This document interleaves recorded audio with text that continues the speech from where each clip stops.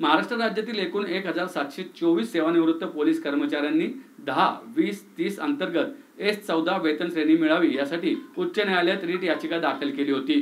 Police महासंचालक यांनी 6 August 2024 रोजी गृह विभागाला पाठवलेल्या प्रस्तावावर 3 महिन्यांच्या आत निर्णय घ्यावा आणि याचिकाकर्त्यांना 1 जानेवारी 2016 पासून वेतनवाढीचे फायदे शासन आदेशानुसार देण्याची शिफारस करावी असे निर्देश न्यायालयाने दिले आहेत।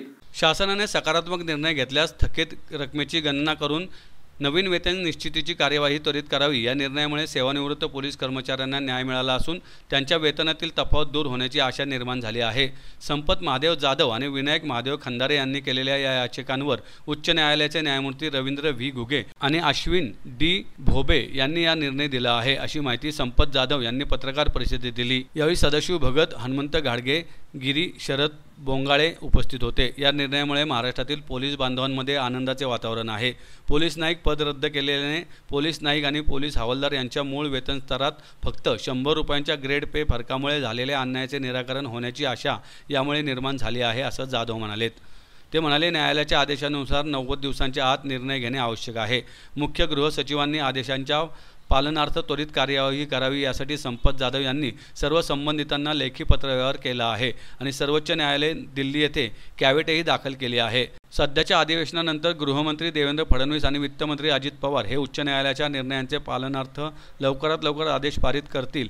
जर 15 दिवसांच्या आत आदेश निर्गमित झाले नाहीत तर मुख्य गृह सचिवांना नोटीस देऊन उच्च न्यायालय मुंबई येथे अवमान याचिका दाखल केली जाईल, असंही जाधव यांनी सांगितलंय। नमस्ते, आम्ही पहिल्यांदा सर्व पोलीस बांधव पत्रकार बांधवांचे मनापासून आभार मानतो।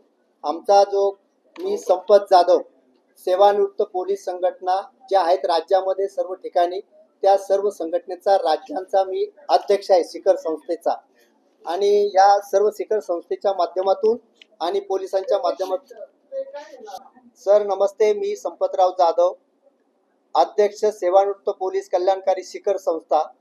राज्यातील ज्या संपूर्ण सेवानिवृत्त संस्था आहेत त्या सर्व सेवानिवृत्त संस्था एकत्र मिळून शिखर संस्था झालेली आहे, त्याचा मी अध्यक्ष आहे। आज आम्ही जे आपल्या पुढे पत्रकार परिषद घेतलेली आहे त्याचं कारण म्हणजे 10, 20, 30 बाबत आम्ही स्वेच्छेने 1723 लोक हायकोर्टामध्ये गेलेलो होतो।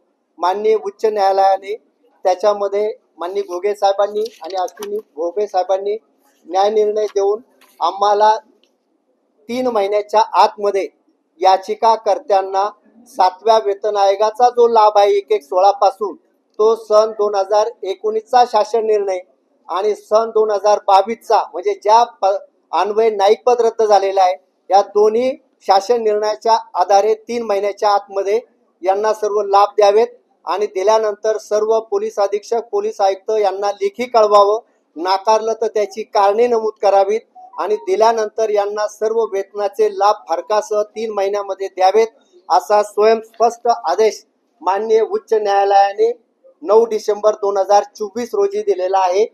त्याचा याचिका क्रमांक आहे 17983 आणि अशाच पद्धतीने परत 6 मार्च 2024 लाही तोच निकाल लागला 683 लोकांचा। पहिले होते 1031 लोक, नंतर होते 693, त्यामध्ये पण माननीय उच्च न्यायालयाने सेम निकाल दिलेला आहे। आमचे पहिल्या याचिकेचे 3 महिने संपून गेलेत, अद्यापर्यंत शासनाने त्यावर कसल्याही प्रकारची कार्यवाही झाली नाही। माननीय पोलीस महासंचालक कार्यालयातील माननीय कर्णिकच ना तर यांनी माननीय गृह विभागाला एक प्रस्ताव पाठवलेला होता। त्यांची खात्री झाली की पहिल्यांदा दिलेलं नाईक पद रद्द केल्याशिवाय यांना परतच्या पदोन्नत्या देता येणार नाहीत, म्हणून यांचं पहिल्यांदा दिलेल्या पदोन्नत्या काढून घ्याव्यात आणि नंतर यांना 2022च्या शासन निर्णयानुसार आणि 2019च्या शासन निर्णयानुसार 10 वर्षानंतर हवालदारची पदोन्नती, 20 वर्षानंतर ESIची पदोन्नती आणि 30 वर्षानंतर S14ची PSIची पदोन्नती द्यावी असा प्रस्ताव पाठवलेला आहे। आता याच्यावरती वित्त विभाग आणि गृह विभाग यांनी न्याय निर्णय घ्यायचे आहेत, कोर्टाने पण तो तसाच निकाल दिलेला आहे, परंतु अद्यापर्यंत त्यांनी तो घेतलेला नाही। सध्या अधिवेशन चालू होतं म्हणून माननीय मुख्यमंत्री साहेब त्याच्यामध्ये बिझी होते, फडणवीस साहेब आणि आपले अजितदादा पण त्याच्यामध्ये वित्तमंत्री असल्याने ते बिझी होते। तर माझी त्यांना कळकळीची विनंती आहे की आता तुम्ही तरी आमचे संपूर्ण 90 दिवस संपलेले आहेत, लवकरात लवकर आमचे या माननीय उच्च न्यायालयाच्या आदेशाच्या पालनार्थ आपण योग्य ती पावले उचलावीत, नाहीतर आम्ही 15 दिवसामध्ये माननीय उच्च न्यायालयामध्ये अवमान याचिका दाखल करणार आहोत. आम्ही या याचिकेबाबत माननीय सर्वोच्च न्यायालयामध्ये कॅव्हेट पण दाखल केलेला आहे, म्हणजे यांनी अपील पण केलेलं नाही. मला अद्यापर्यंत कसल्याही प्रकारची सूचना आलेली नाही. म्हणजे अवमान याचिका ही फिट झालेली आहे, परंतु संघर्ष करणे किंवा हे करणे आमच्या पोलीस दलाचं काम नाही. आम्हाला जे न्याय निर्णयानुसार आमचं जे हक्काचं आहे ते शासनाने द्यावं. या माध्यमातून मी आपल्या पत्रकार परिषदेच्या माध्यमातून आपणा सर्वांना विनंती करत